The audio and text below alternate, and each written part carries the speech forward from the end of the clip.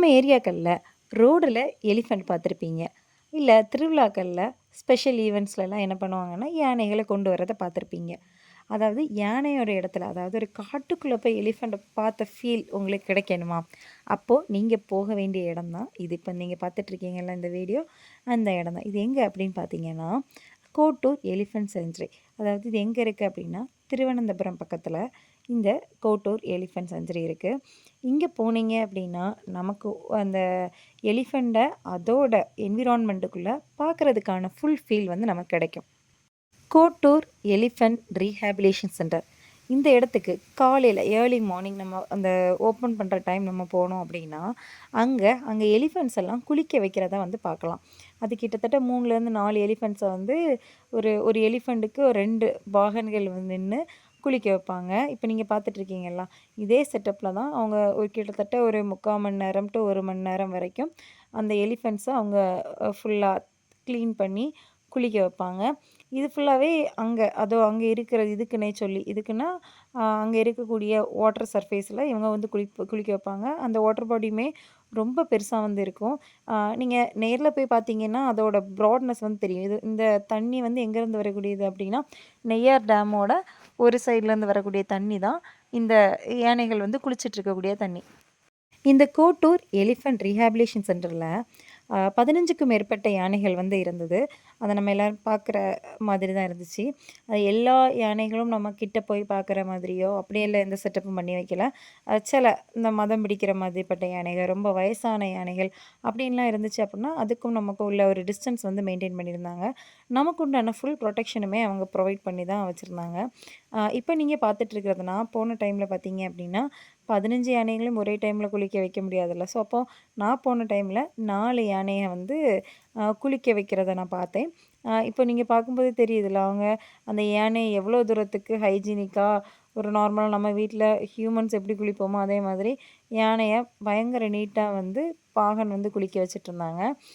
இந்த கட்டி முடிச்சதுக்கு பிறகு, அந்த யானைக்கு ஃபுட்டு குடுக்கறதுக்குன்னு சொல்லி கூட்டிட்டு போவாங்க. அதையுமே நம்ம என்ன பண்ணலாம் அப்படின்னா பார்க்கலாம். அதுக்குண்டான வீடியோ கிளிப்பிங்ஸுமே நான் என்ன பண்ணியிருக்கேன் அப்படின்னா, இதில ஆட் பண்ணியிருக்கேன். இங்க நம்ம யானைய பார்த்துட்டு இது கொஞ்சம் தூரம் நம்ம நடந்து, நம்ம நேச்சர என்ஜாய் பண்ணி போற ஃபீல் தான் இருக்கும். இப்படி கொஞ்சம் தூரம் நம்ம நடந்து போகும்போது பார்த்தீங்க அப்படின்னா, போட்டிங்க்கான ஃபெசிலிட்டியும் வச்சிருக்காங்க. ஆனா, போட்டிங்க்கும் நம்ம அமௌண்ட் பே பண்ணி போற மாரி தான் இருக்கும். அது எந்த கம்பல்ஷனும் இல்ல. நமக்கு விருப்பம் இருந்துச்சு அப்படின்னா, நம்ம போட்டிங் போற மாதிரி இருக்கும். இப்போ நீங்க பார்த்துட்டு இருக்கிறது இனி ஒரு டைப் ஆஃப் யானை. இது வந்து மேல கட்டியிருந்தாங்க. இத நம்ம போய் பார்க்கலாம். பட் எல்லா யானை பக்கத்துலயுமே நம்ம வந்து என்ன சொல்லுவாங்க அப்படின்னா, நம்ம ரொம்ப ஃப்ரெண்ட்லியா டீல் பண்ற மாதிரி போக வேண்டாம். நம்ம நமக்கும் அதுக்கும் ஒரு டிஸ்டன்ஸ் மெயின்டெயின் பண்ணுங்க அப்படிங்கிற மாரி தான் அவங்க சைட்லேருந்து வந்து சொல்லுவாங்க. நான் சொன்ன போட்டிங் பிளேஸ் இதுதான். இதில தான் அந்த போட்டிங்க்கான ஃபெசிலிட்டீஸ் எல்லாம் வந்து பண்ணியிருந்தாங்க. நம்ம போட்டிங் போனோம் அப்புட்னா, இங்க ஃப்ரண்ட்ல வந்து டிக்கெட் எடுத்து நம்ம உள்ள போற மாதிரி இருக்கும். இங்க இருக்கக்கூடிய எலிஃபண்ட்ஸ் எல்லாம் அதாவது இந்த பேரே கோட்டூர் எலிஃபண்ட் ரீஹேபிலிட்டேஷன் சென்டர் தான். இங்க இருக்கக்கூடிய எலிஃபண்ட்ஸுக்கு இவங்க ஸ்பெஷல் கேர் அப்டின்னா, இந்த எலிஃபண்ட்ஸ் எல்லாம் காட்ல இப்போ மேக்ஸிமம் நீங்க பார்த்தீங்கன்னா, எலிஃபண்ட்ஸ் வந்து ஃபேமிலியோட சேர்ந்து வாழக்கூடிய ஹேபிட் உள்ளதுதான். சில எலிஃபண்ட் ஏதோ ஒரு ரீசன்னால, ஒரு ஆக்சிடென்ட்னால பிரிஞ்சு வந்துரும். அதான் ஃபேமிலிலேருந்து பிரிஞ்சு வந்துரும். ஸோ, அப்ப அத டேக் கேர் பண்றதுக்கு ஒரு ஆள் வந்து தேவைப்படுவாங்க. ஸோ, அப்படி டேக் கேர் பண்றதுக்கு தேவைப்படுற அந்த டேக் கேர் பண்ணணும் அப்படின்னு தேவைப்படக்கூடிய எலிஃபண்ட்ஸ மட்டும் தான் இவங்க என்ன பண்றாங்க அப்படின்னா, கொண்டு வந்து டேக் கேர் பண்றாங்க. ஸோ, அதனால தான் இத ரீஹேபிலிட்டேஷன் சென்டர் அப்படின்னு சொல்றாங்க. தென் மெடிக்கல் ஏதாவது அதோட உடம்புல ஏதாவது பிரச்சனையோ, இன்ஜுரியோ, எங்கேயாவது கொ பொந்துக்குள்ள ஏதாவது விழுந்து கிடந்த யானையோ, இல்ல குழிக்குள்ள விழுந்து கிடந்த யானையோ, அதே மாதிரிப்பட்ட யானைகள இவங்க கொண்டு வந்து டேக் கேர் பண்ணி, அத புரொடெக்ட் பண்றது தான் இவங்களோட மெயின் ஒர்க்கு. அத அடிஷனலா என்ன பண்றாங்க அப்படின்னா, பப்ளிக்கோட பார்வைக்கும் விடுறாங்க. அதுலேருந்து ஒரு இன்கம் சோர்ஸ். அத வச்சு அந்த யானைகளுக்கு தேவையான ஃபுட்டு, யானைகளுக்கு தேவையான பராமரிப்பு செலவுகள் இதெல்லாம் வந்து பார்த்துட்டுருக்காங்க. இப்ப நீங்க பார்த்துட்டு இருக்கிறதெல்லாம் இந்த யானைய குளிப்பாட்டுற வீடியோஸ் தான், கிளிப்பிங்ஸ் தான். இன்னும் இதோட பேக் சைட்ல வந்து இன்னும் நெறைய வீடியோஸ் எல்லாம் இருக்கு. இப்போ நான் நீங்க இந்த வீடியோ கிளிப்பிங் பார்த்துட்டே இருங்க. ஃபுல்லா இந்த வீடியோ முடியிறது வர பாருங்க. இதில நெறைய முக்கியமான யானைகள பத்தின சுவாரஸ்யமான பாயிண்ட்ஸ் பத்தி நான் கொஞ்சம் சொல்றேன். நார்மலா பார்த்தீங்கன்னா, இந்த யானை ஒரு ஒரு யானையோட ஆயுட்காலம் அப்படின்னா நான் 60லேருந்து 70 வருஷம். இப்போ நம்ம ஹியூமன் பீயிங்ஸ் வந்து 60 வருஷம் உயிர் வாழ்கிறாங்க, 70 வருஷம் உயிர் வாழ்கிறாங்கன்னு சொல்கிறோம்ல, அதே மாதிரி யானையோட ஆயுட்காலம் 60லேருந்து 70 வருஷம். ஆனால் இங்கே இந்த ரீஹேபிலேஷன் சென்டரில் 84 வயசான ஒரு யானை இருக்குது. அதாவது அந்த யானையை நாங்கள் போய் பார்க்கும்போது அவங்க சொன்னாங்க, கேரளாவிலே ஏற்றம் வயசு கூடின யானை அப்படின்னு சொல்லி அந்த யானையை ரொம்ப ப்ரொடெக்ட் பண்ணி பாதுகாத்துட்ருக்காங்க. ஆனால் நம்ம நெட்டில் போய் சர்ச் பண்ணி பார்த்தோன்னா நார்மலி ஒரு யானையோட ஆயுட்காலம் அப்படின்னா 60லேருந்து 70 வருஷம் தான் கொடுத்துருக்காங்க. பட் அந்த யானை இவ்வளோ ப்ரொடெக்ட் பண்ணி வச்சுருக்கிறனால 84 வயசை தாண்டியும் வாழ்ந்துட்டுருக்கு. நெக்ஸ்ட் நார்மலாக யானையோட உயரம்லாம் பார்த்தீங்கன்னா 2.5லேருந்து 3.5 மீட்டர் வரைக்கும் இருக்கும். ஒரு யானையோட வெயிட் எவ்வளோ இருக்கும் அப்படின்னு நீங்கள் கெஸ் பண்ணியிருக்கீங்களா? ஒரு யானையோட வெயிட் பார்த்தோன்னா 3000 to 5000 கிலோ வரைக்கும் யானையோட வெயிட் வந்து இருக்கும். நெக்ஸ்ட் அடுத்து பார்க்கும்போது இப்போ யானை துதிக்கை, நம்ம யானை வந்து துதிக்கையை வச்சு தண்ணியை உறிஞ்சி அதுக்கு தலையில் ஊற்றுறதெல்லாம் நம்ம பார்த்துருக்கோம் தானே. இந்த யானையோட துதிக்கையில் 1,00,000 தசைகள் வந்து இருக்குமா. அந்த துதிக்கையை வச்சு அது மூச்சு விடுறதுக்கும் தண்ணீர் குடிக்கிறதுக்கும் ஏதாவது ஒரு பொருளை தூக்கணும் அப்படின்னா அதை தூக்குறதுக்கும் அந்த துதிக்கையை வந்து அது யூஸ் பண்ணிக்கிடும். நெக்ஸ்ட் பார்த்தோன்னா தந்தம். இப்போ நீங்கள் யானை யானை எது பெண் யானை எது அப்படின்னு டிஃப்ரென்ஷியேட் பண்ணுறதுக்கு தந்தத்தை வச்சே பண்ணலாம். அதாவது ஆண் யானைக்கு மட்டும்தான் தந்தம் இருக்கும், பெண் யானை கிடையாது. அதுவும் 3 மீட்டர் தூரத்துக்கு அந்த தந்தம் வந்து வளரும் அப்படின்னு சொல்கிறாங்க. அதே போல் இப்போ நம்ம ஹியூமன்ஸில் டிரான்ஸ்ஜெண்டர் அப்படின்னு சொல்லிட்டு நம்ம ஒரு குரூப் ஆஃப் பீப்புள்ஸ் இருக்கிறோம்ல, இதே மாதிரி யானைகள்லையுமே மேல் ஃபீமேல் டிரான்ஸ்ஜெண்டர் அப்படின்னு சொல்லிட்டு யானைகளும் இருக்குது. அதுக்கும் சில சில விஷயங்கள் மூலமாக இது டிரான்ஸ்ஜெண்டர் யானை அப்படிங்கிறத கண்டுபிடிக்கிறாங்க. நெக்ஸ்ட் இப்போ யானையோட காதுகள் அப்படின்னு நம்ம பார்க்கும்போது இப்போ நம்ம 2 வெரைட்டிஸ் ஆஃப் யானை நம்ம இந்தியாவில் இருக்குது, ஆசிய யானை, ஆப்பிரிக்க யானை அப்படின்னு சொல்லி 2 வெரைட்டி ஆஃப் யானை இருக்குது. இதில் ஆசிய யானையோட காதுகள் பார்த்தீங்க அப்படின்னா நல்ல சின்னதாக இருக்கும், ரொம்ப சின்னது அப்படின்னு இல்லை, ஓரளவு சின்னதாக இருக்கும். ஆனால் ஆப்பிரிக்க யானையோட காதுகள் பார்த்தீங்க அப்படின்னா நல்ல பெருசாக முரங்கணக்கில் வந்து இருக்கும் அப்படின்னு சொல்கிறாங்க. அதே போல் கால், இது யானைகளுக்கு கால் பார்த்தோன்னா 5 விரல், காலில் 5 விரல் வந்து இருக்கும் அப்படின்னு சொல்கிறாங்க. அதே போல் ஒலியை உணர பயன்படுத்தும், அதாவது சவுண்டை ஃபீல் பண்ணுறதுக்காக அது காலை பயன்படுத்தும் அப்படின்னு சொல்கிறாங்க. இந்த யானைகள் அதிகமாக எங்கே வாழும் அப்படின்னு பார்த்தோங்கன்னா காடு, புல்வெளி இதே மாதிரி இடத்துல தான் அதிகமாக வாழும். ஆனால் நம்ம சில இடத்துலலாம் அதை ப்ரொடெக்ட் பண்ணுறதுக்காக எடுத்து நம்ம வளர்க்குறோம். சிலவங்க வீட்லேயும், அதாவது இங்கே நம்ம தமிழ்நாட்டிலலாம் வீட்டில் வளர்க்குறதுக்கான அனுமதி இருக்கா அப்படின்னு சொல்லி கேட்டால் அது ஒரு கொஷின் மார்க் தான். நெக்ஸ்ட் இது சாப்பிடக்கூடிய உணவு அப்படின்னு பார்த்தோன்னா இது ஃபுல் சைவம் தான். அதாவது ஒரு நாளுக்கு இந்த யானையை கூப்பிட்டு, இப்போ நிறைய சொத்து இருக்கக்கூடியவங்களாம் இந்த யானையை கூப்பிட்டு வளர்த்தாலே அவங்க ஆண்டியாகி போயிடுவாங்க. அந்த அளவுக்கு சாப்பிடும். அப்படின்னா ஒரு நாளுக்கு 150லேருந்து 200 கிலோ வரைக்கும் புல், இலை, பழம், மரம் வகைகளை வந்து சாப்பிடக்கூடியது தான் யானை. ஒரு நாளுக்கு 150 கிலோன்னா யோசிச்சு பாருங்கள், ஒரு மாதத்தில் எத்தனை கிலோ உணவு சாப்பிடும் அப்படின்னு சொல்லிட்டு. அதே போல் ஒரு நாளுக்கு மட்டும் 100லேருந்து 200 லிட்டர் வரைக்கும் தண்ணி குடிக்கக்கூடியது. அதே போல் அதோட தூக்கம் அப்படிங்கிறது நம்ம ஹியூமன் பீயிங்ஸ் தூங்குறோம்ல, இதே மாதிரி யானைக்கும் தூக்கம் ரொம்ப முக்கியம். அது கிட்டத்தட்ட 3லேருந்து 4 மணி நேரம் தூங்கக்கூடிய ஒரு நேச்சர் உள்ளது. அதே போல் யானைகளில் பார்த்தீங்க அப்படின்னா நல்ல ஹெல்த்தியான நல்ல ஸ்டெடியாக இருக்கக்கூடிய யானையாக இருந்துச்சு அப்படின்னா அது மேக்ஸிமம் நின்று தூங்குற மாதிரி தான் இருக்கும். அதில் கொஞ்சம் ஹெல்த் ஏதாவது இஷ்யூஸ் இருந்துச்சு அப்படின்னா அது படுத்து தூங்குற மாதிரி இருக்கும். பட் மேக்ஸிமம் நல்ல ஹெல்த்தி நல்ல வெல்த்தியாக இருக்கிற யானைனா அது வந்து நின்று தான் தூங்குறது அதோட நேச்சர். அடுத்து பார்த்தீங்க அப்படின்னா நம்ம நம்ம நினைவாற்றல் அதிகம். இப்போ நமக்கெல்லாம் நல்ல மறந்து போகலாம் ஹியூமன் பீயிங்ஸுக்கு. ஆனால் யானைக்கு வந்து ரொம்ப நினைவாற்றல் உண்டு. அதாவது நம்ம வேணா இனி எதை யாருக்காவது ஞாபகம் வரணும், இல்லை ஏதாவது சொல்லணும் அப்படின்னா யானையை போல் ஞாபகம் வச்சுக்கோ அப்படின்னு சொல்லி பாருங்கள். யானைக்கு நல்ல நினைவாற்றல் சக்தி வந்து உண்டு. அதே போல் நான் கொஞ்சம் முன்னாடி சொன்னேன், யானை வந்து குடும்பமாக வாழக்கூடிய கெப்பாசிட்டி உள்ளது.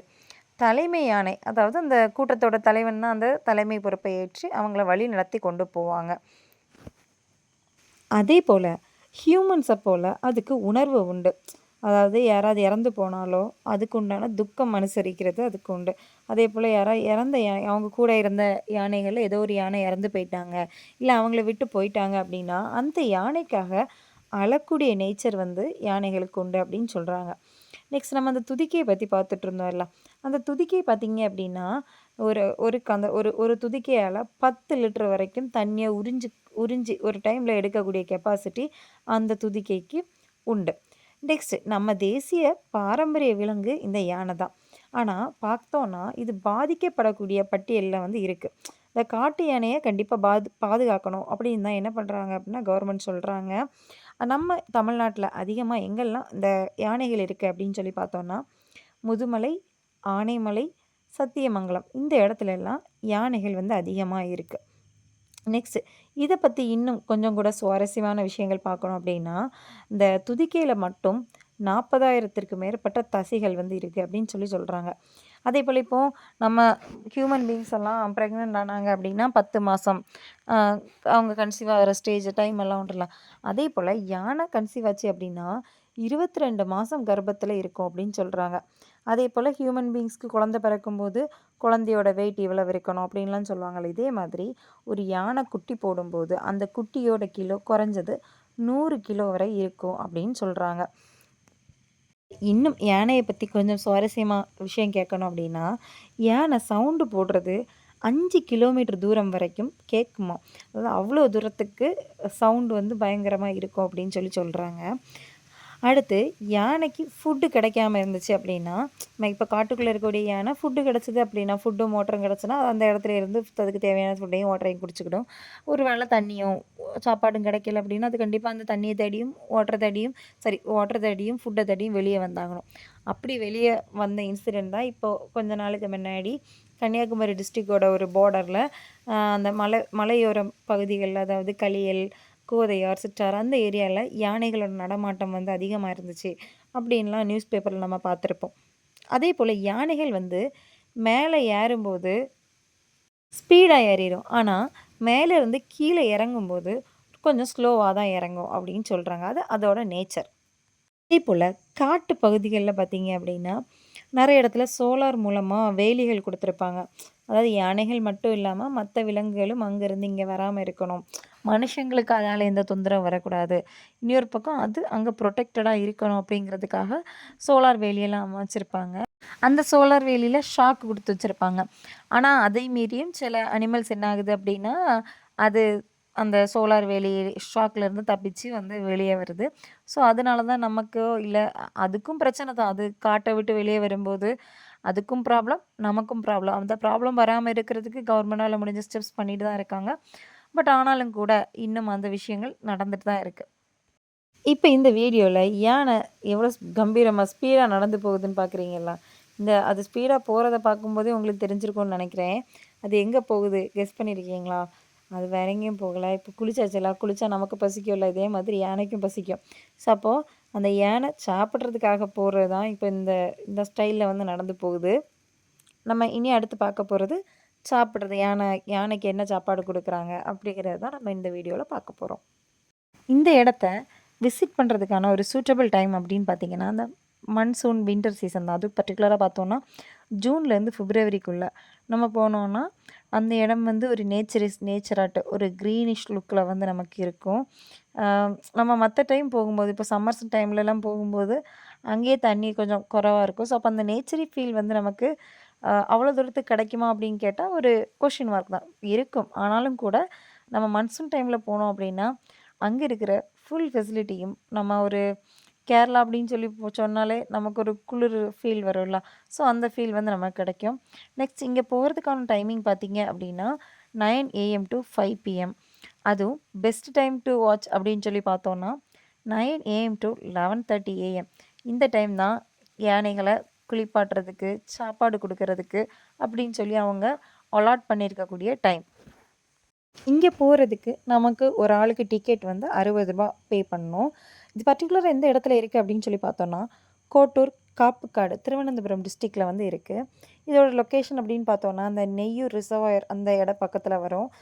இன்னும் சொல்லணும் அப்படின்னா வெஸ்டர்ன் காட்ஸோட ஃபுட் அந்த நம்ம வெஸ்டர்ன் காட்ஸோட மலை அடிவாரம் சொல்லுவோம்ல அந்த இடத்துக்கிட்ட வரும். இப்போ அதுவும் இன்னும் நம்ம டிஸ்டன்ஸ்லாம் பார்க்கணும் அப்படின்னு சொல்லி பார்த்தோன்னா திருவனந்தபுரம் சென்ட்ரல் பஸ் ஸ்டாண்ட்லேருந்து 33 கிலோமீட்டர் தூரம் நம்ம ட்ராவல் பண்ணி போகிற மாதிரி இருக்கும். இந்த எலிஃபண்ட் ரீஹேபிலேஷன் சென்டரை எப்போ ஆரம்பித்தாங்க அப்படின்னு பார்த்தீங்கன்னா 2006 கேரளா ஃபாரஸ்ட் டிபார்ட்மெண்ட் தான் ஸ்டார்ட் பண்ணியிருக்காங்க. இதோட நோக்கம் என்ன அப்படின்னா, ஆர்ஃபன் அதாவது ஊனமான யானைகள், இல்லைன்னா இன்ஜூர்டு யானைகள் ஏதாவது அடிபட்டு அந்த யானைகளை, இல்லை வயசில் ரொம்ப மூத்த யானைகளை, இதே ஏதாவது ஒரு காரணத்தினால தனியாக இருந்த யானைகளை பாதுகாக்கிறது, அதோட நேச்சர்லேயே வச்சு பாதுகாக்கிறது தான் இந்த ரீஹாபிலிட்டேஷன் சென்டரோட மெயின் ஏம். இந்த இடம் எவ்வளோ தூரத்துக்கு ஸ்ப்ரெட் ஆகிருக்கு அப்படின்னு சொல்லி பார்த்தீங்கன்னா 176 ஏக்கர் அளவுக்கு இதோட இடம் வந்து ஸ்ப்ரெட் ஆகிருக்கு. அதாவது முக்கியமான ஃபெசிலிட்டி இங்கே என்ன இருக்குது அப்படின்னு பார்த்தீங்கன்னா, இந்த 176 ஏக்கர் அப்படிங்கிறது 50 யானைகளுக்கு வீடு வச்சு கொடுத்தா எவ்வளோதுக்கு இருக்க முடியுமோ அப்படி அந்த 50 யானைகள் இங்கே குரூப்பாக வாழ்ந்தால் கூட வாழ முடியும். அவ்வளோ பெரிய ஸ்பேஸ் தான் இங்கே வந்து என்ன பண்ணியிருக்காங்க அப்படின்னா ப்ரொவைட் பண்ணியிருக்காங்க. அதே போல் இங்கே இருக்கக்கூடிய பேபி எலிஃபெண்ட்ஸ்க்கெல்லாம் தனித்தனியாக கேர் கொடுப்பாங்க. அதுக்குண்டான தனி குவாரண்டைன் பிளேஸ் வச்சு ப்ரொவைட் பண்ணுவாங்க, பாதுகாப்பாங்க. நெக்ஸ்ட் இங்கே பாருங்கள், இந்த வீடியோவில் யானைக்கு எவ்வளோ அழகாக ஃபுட்டு கொடுக்குறாங்கல்ல, எவ்வளோ பெரிய சோறை வந்து உருட்டி அவங்க அந்த சோறு இல்லை, அது கரெக்டாக இது என்ன ஃபுட் அப்படிங்கிறது நான் பக்கத்தில் ஜூம் பண்ணி பார்க்கல. பட் யானைக்கு தேவையான ஃபுட்டை எவ்வளோ அழகாக பாகன் வந்து கொடுக்குறாங்க பாருங்களேன். அந்த யானைகளை கரெக்டாக இப்படி வரிசையாக நிற்க வச்சு அதை எல்லோரும் பார்க்குற மாதிரி அந்த யானைகளுக்கு அங்கேருந்து ஒவ்வொருத்தங்களா அந்த யானைக்கு ஃபுட்டை கொண்டு வந்து என்ன பண்ணிகிட்ருப்பாங்க அப்படின்னா கொடுத்துட்ருப்பாங்க. நெக்ஸ்ட் இந்த இடத்துல இன்னும் என்ன ஃபெசிலிட்டிஸ் இருக்குது அப்படின்னு சொல்லி பார்த்தீங்கன்னா, இங்கே இருக்கக்கூடிய ஃபெசிலிட்டிஸில் மெயினாக இனி வெட்டினரி ஹாஸ்பிட்டல் வந்து உள்ளே இருக்குது. அதாவது இந்த யானைக்காக, இங்கே இருக்கக்கூடிய யானைகளுக்காக வெட்டினரி ஹாஸ்பிட்டல்ஸ் வந்து அங்கே வச்சுருக்காங்க. அதே போல் வேர்ல்டோட ஃபர்ஸ்ட் எலிஃபெண்ட் மியூசியமும் இங்கே தான் ஃபஸ்ட்டு வச்சுருந்தாங்க. எலிஃபெண்ட்ஸ் பற்றி ரிசர்ச் பண்ணுறதுக்கும் ட்ரைனிங் பண்ணுறதுக்கும் இது ஒரு சென்டராக வந்து யூஸ் பண்ணிகிட்ருக்காங்க. தென் இன்னும் இங்கே இப்போதைக்கு 15 யானை இருக்குது. 4 வயசுலேருந்து 83 வயசு வரைக்கும். நான் சொன்னேன்ல, அந்த 83 வயசில் ஒரு யானை இருக்குது அப்படின்னு. அந்த 4 வயசுலேருந்து 83 வயசு வரைக்கும் உள்ள யானை வந்து இப்போவும் அங்கே இருக்குது அப்படின்னு சொல்கிறாங்க.